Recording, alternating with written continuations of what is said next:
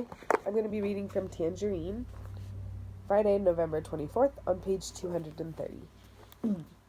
I slept for 18 hours yesterday. No one woke me up to go to the game. That was good. No one woke me up for Thanksgiving dinner either. That was weird. It was 4:30 on my alarm clock when I finally opened my eyes. I lay there in the dark for another hour, then got dressed and went down to the kitchen.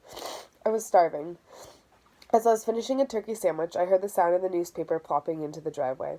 I walked outside. The air was cold, but nowhere near freezing. The wind was blowing from west to east, blowing the smoke of the muck fire through the starry sky. I walked back inside with the Times and sat on the floor of the great room. The headline of the sports section was, Lake Windsor defeats Tangerine. Underneath that, and it said, Antoine Thomas throws for 3 TDs, 3 touchdowns, runs for 2, and 30-0 rout. I started to read about it, but then Dad wandered through in his pajamas on the way to the kitchen. He stopped and scowled at me. He said, I thought you had a cold. I don't hear you coughing or sneezing. I answered, Sorry, Dad, but I'm feeling better today. We locked eyes for a few seconds, then he continued into the kitchen. When he came back out, he had a cup of coffee, and he had lost the scowl. He sat down on the floor next to me and began to talk about his favorite subject. You didn't miss much of a game. You know, that big center, Brian Baylor. Is he the one who hangs out with Anton? Right.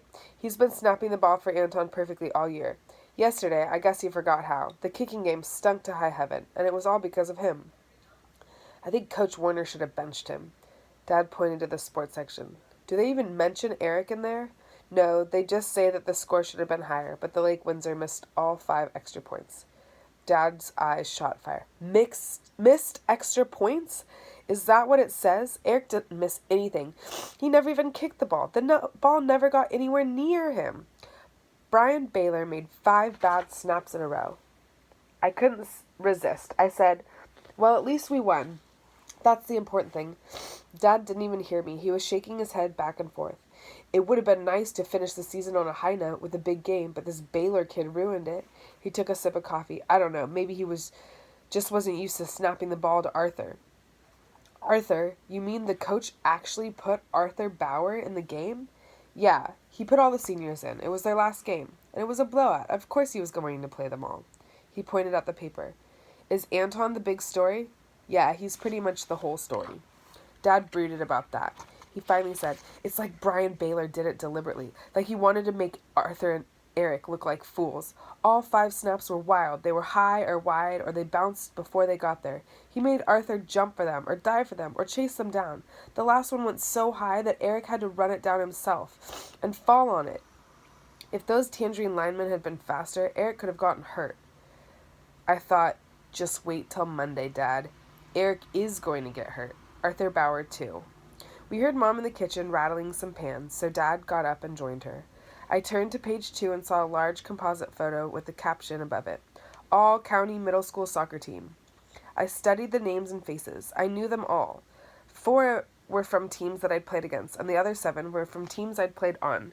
The faces of the players, actually their school photos, were arranged in 3 rows, the way a team photo would pose. Under each photo were the player's name, school, and position. One face, however, was missing. Across the top row, the strikers included Maya Pandy, Gino DeLuca, and Tommy Acoso. In the middle row of halfbacks included Victor Guzman and Tino Cruz. Across the bottom row, one of the fullbacks was Dolly Elias, and the goaltender was Chandra Thomas. It was Chandra's face that was missing. There was an empty frame where her photo should have been. I stared at them for a long, long time. Did I want my own face to be there? Yes, I did. Did I want to change what had happened to me this season? No, not a minute of it, not ever. Chandra had earned her place on this team. I wondered if she felt proud to see her name, if not her photo, in the Times. I walked out of the kitchen, found the scissors, and started to cut it out. Mom and Dad looked up. Dad said, What's that? The all-county middle school soccer team? Yeah, are you on it? That question really hit me the wrong way. I couldn't believe he had asked me that, and yet it was so typical. I answered, Sure I am, Dad. They picked me as the all-county bench warmer. He looked annoyed. He sounded annoyed, too. Come on, Paul. Did you make the team or not? We locked eyes again. How many games did I play in, Dad? He pulled back. I don't know. What position did I play in when I got into a game? How am I supposed to know that? Okay, here's one. How many field goals did Eric kick this year? He stared at me and then blinked rapidly. All right, your point is taken. What's that supposed to mean? It means I understand what you're saying. You're saying that I know everything about Eric's season and nothing about yours. You're right, and I'm sorry. Mom looked up at him with interest. All I can say in my own defense is that this was a critical season for Eric. College recruiters are watching him. A lot is riding on this season. His entire future in football is riding on it. Mom asked quietly, "What if Eric has no future in football?" Dad stared at her blankly, so she repeated, "What if Eric has no future as the place kicker for some big college football team?" Dad let out a short, uncomfortable laugh. "What are you talking about?" He looked at Mom, then me, as if we had lost our minds, or worse, if we had forgotten the Eric Fisher football dream. He said, as if to two morons, "Eric can kick a 50-yard field goal." Mom continued, "I know he can. What if that's not enough?" Dad answered calmly, "Well, that's not enough. You have to have good grades. You have to show good character." Mom looked down at her coffee. Was she thinking exactly what I was thinking? Did she know that Eric had no good character? Or was she still as clueless as Dad? Did she still believe blindly in the dream? No one else spoke, so I went back to cutting up the newspaper. In the column next to the photo, there was a notice, bordered in black, that caught my eye. The annual Senior Awards Night at the Lake Windsor High School will be held on Friday evening at 7:30 p.m. in the school's gymnasium. This ceremony will include a dedication of a laurel oak tree in the memory of Michael J. Costello for the Lake Windsor football captain who was killed by lightning on September 5th. I said, "Do you know about the Senior Awards Night next Friday?" Dad was still trying unsuccessfully to make eye contact with Mom. "Sure, we'll all be going. They're honoring Mike Costello and all the other senior players. Of course, Bill Donnelly is going to be the master of ceremonies." I folded the sports section back up and handed it to Dad. The phone rang. Mom picked up. She looked concerned. She said, "No, we just got up. We haven't been outside all day." Then she said, "Oh my God." She got off the phone quickly and pointed at me. "Paul, go get dressed. Go get dressed. Check all around the house. All around the outside." "What's wrong?" "That was Sarah from next door. She said somebody has smashed up all the mailboxes and spray painted all over the wall." I went out through the front door. Mom hurried to watch me through the side window of the great room. I saw our neighbor's mailbox first. It was smashed all right, like an aluminum can, and was hanging by a thread from its pole. Then I looked over to where ours should have been. All I saw was the pole, bent at an acute angle. There was no trace of the mailbox.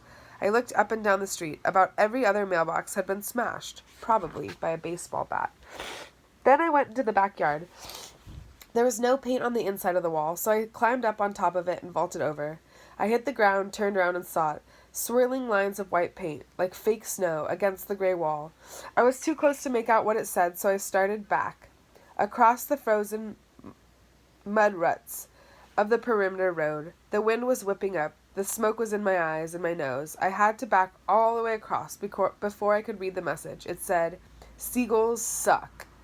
I'm not sure what happened next. I stood there staring at the sight, breathing in the stench of the muck fire, and I started to get the feeling. I started to remember something, some place. Where was it?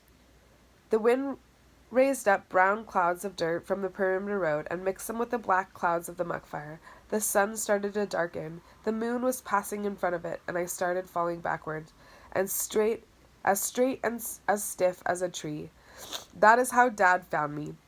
Stiff and unconscious. He had to pick me up and carry me across the road. He started yelling over to Mom to bring the Range Rover around. I remember telling him, I'm okay. And I was pretty much back to normal by the time they got me onto the couch in the great room. Mom said, "I'm going to call the doctor." I said, No, really, I'm all right. Dad was totally stressed out. He started yelling at me like it was my fault. "What happened to you? What did you do? Did you walk into a car?" I said, No, nothing like that. Mom put her hand on my forehead. I said, "I don't know. I can't remember. I really can't remember." Mom looked into the backs of my eyes. She said, "This is all my fault. You had a cold to begin with, and then I sent you out into that disgusting air." She started into the kitchen. "I'm going to make you some tea." Dad stared at me for a few more seconds. Then he joined Mom in the kitchen and talked to her about the mailboxes and the spray paint. He said, "I bet kids from Tangerine High did it after yesterday's game. They were mad about getting blown out like that." He's probably right. Mom brought me a cup of hot tea with lemon. All day long, she and Dad kept looking at me and asking me how I felt. I kept saying, "Okay." That was true, and yet it wasn't. The whole truth is, I feel very weird, but I can't say why. I can't remember why. Not yet. Thanks for coming by. Don't forget to like and subscribe.